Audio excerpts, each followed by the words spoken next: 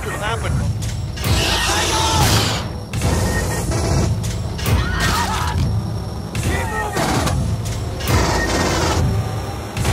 Okay, so I think we've just broken a cardinal rule here: never turn your back on the Queen.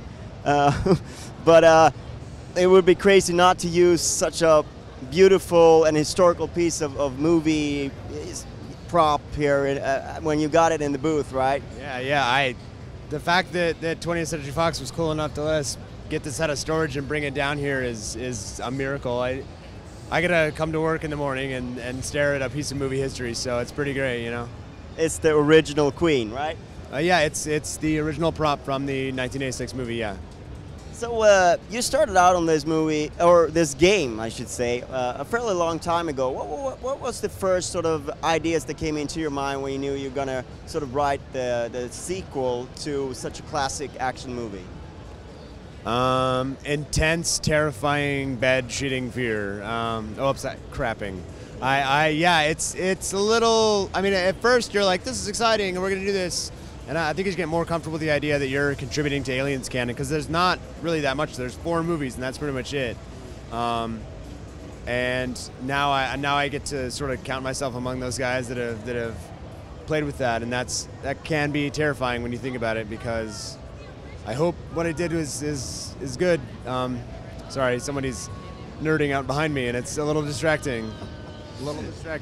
Yeah. So.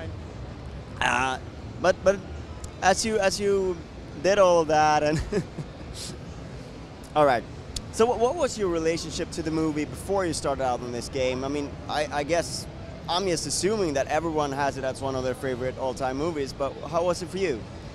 Definitely one of my favorite all-time movies. When I was a kid, I actually saw all the movies out of order, so I don't think the continuity made sense in my head.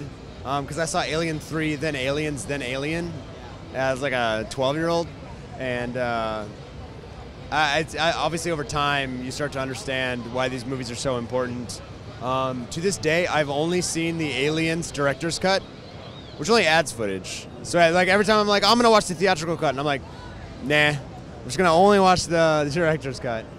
If you walk around anywhere on the team and talk to anybody on the Aliens team, pretty much everybody's favorite movie is Aliens, and they know way too much. I mean, I had to basically live in the scripts of the first 4 movies while I was doing this. I'm pretty sure I have more knowledge about Aliens than anybody else on the planet right now. And I have let people quiz me to see, but yeah, I have lived and breathed Aliens for so long now that I can't wait to finish this and show everybody what we did with the story, because I think it's incredible. And then I can take a breath, you know, and hope that people respect and enjoy what we did.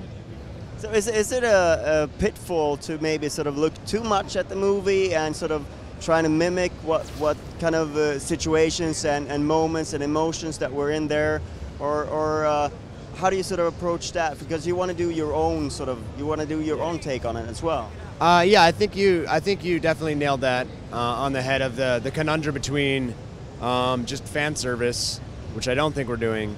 Although we are trying to fulfill some of those fantasies. Like everybody wants to get into a power loader. Yeah. Without repeating their story or the beats of their story, we can do that. So there's things like that, but we're adding a lot to the canon, a lot to the life cycle of the alien, which for me was a nerd moment when I was like, I am now canonically part of the alien's life cycle, which is one of the most mysterious things. You know, people always ask questions about it. But yeah, we try to make sure that we have a satisfying experience, but we wouldn't have done the game if we just wanted to recreate all the stuff that's in Aliens. That's not what we set out to do. We wanted to make a sequel. We wanted to make it bigger and crazier. I mean, this game is the story of 400 Marines on the USS Sephora responding to the distress call from the first movie on the USS Sulaco. And you're talking 400 Marines, tons and tons of Xenos, pretty much the entirety of the Weyland-Yutani Corporation. I mean, these are huge, huge things. We like to joke that if the first movie was This Time It's War, this time it's all-out war with Aliens, Colonial Marines. It's huge. It's the most epic thing ever been attempted with Aliens at all. So we briefly talked about another movie set in that same universe that premieres here, I guess Friday or something like that? Yeah, I think Thursday at midnight's when everybody's going, so. Yeah, Europe got it a little bit early in a surprising twist of fates, which is very uncommon, but I've seen it, and did you sort of, because it's sort of, it doesn't tie in directly with what you're doing. Obviously, there's stuff in between there that you have to take more consideration of. But is there something that you looked at that you knew about in that movie that sort of made you go in any direction or such? I saw Prometheus and I thought it was incredible, and I love what they did. Oh, that's a beautiful smile right there. Because one thing that struck. We agreed not to talk about that before this interview started. All right, he may be fired or executed. No, not at all. I saw Prometheus. I thought it was amazing, and they did a great job. I'm just going to continue repeating that. Beautiful. But anyway, the Marines, of course. Is this the story of the Marines, or is it more a story of the planet and the universe? What would you say? It's a story of all of them, but I think that the heart of the story is definitely the Colonial Marines. I mean, talk about in all the lore of all action movies ever, you talk about who are the best action stars ever. It's like John McClane in Die Hard, and the Marines and Aliens. I mean, everybody loves Hicks, Hudson's, Vasquez. I mean, it's awesome, you know. And we thought, well, okay, let's show you a lot more about the Marines. Let's make them the heart of the story, their struggle, this large struggle, but also a personal one for obviously the main characters in our game. But the reason I think Aliens is so renowned is because it's the character and the heart added to the fear. I kind of always give this example that if you took all the characters from Aliens and put them in the Poseidon adventure, and it was just about a boat turning over, it would still be just as interesting because we care just as much about the characters in a dangerous situation. The reason it's a perfect movie is because they added freaking xenomorphs, which is the coolest freaking monster ever, ever, ever. No one's done Aliens like all other movie Aliens are crap compared to that. And yeah, you have this perfect storm of ingredients that makes Aliens just one of the most popular movies ever, and it will always be one of the most popular movies ever.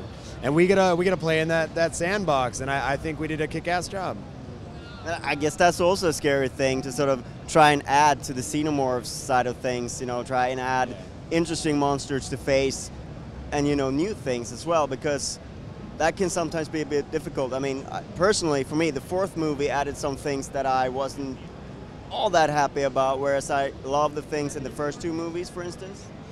Yeah, I mean, every movie definitely brought a different experience, and I think it was pretty clear. If you talk to people that are fans of the franchise, everybody's seen all the movies, but they're all drawn to Aliens. So we're like, what if we just made a sequel to Aliens in that same tone? What if we actually did sort of replicate the idea of Marines versus Xenos, instead of just trying to make some new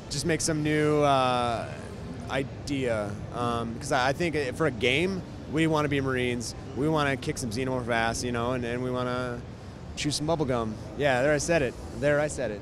Oh, hi. All right, so excuse all the interruptions and things like that. We're going to have to edit it up and put a lot of cool gameplay in there. But thank you very much for your time. It's a pleasure meeting you. Thanks you.